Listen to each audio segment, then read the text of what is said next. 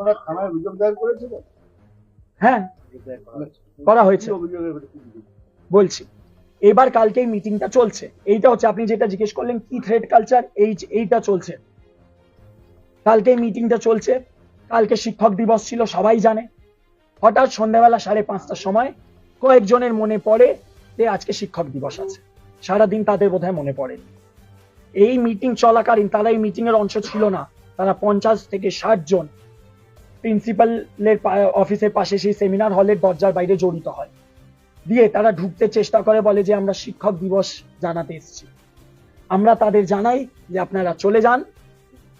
Principal sir নিজে বলেছেন যে এনাকে বের করুন, আমরা আগে আরডিএ মিটিংটা শেষ করব, তারপরে এদের কথা শুনবো। দিয়ে যথারীতি আমরা ওদেরকে বের করার চেষ্টা করি, ওরা বেরোতে চায় না। দিয়ে ওদেরকে বলতে হয় যে আরো একটু বেরোন, দিয়ে আমরা দরজাটা বন্ধ করে দিই।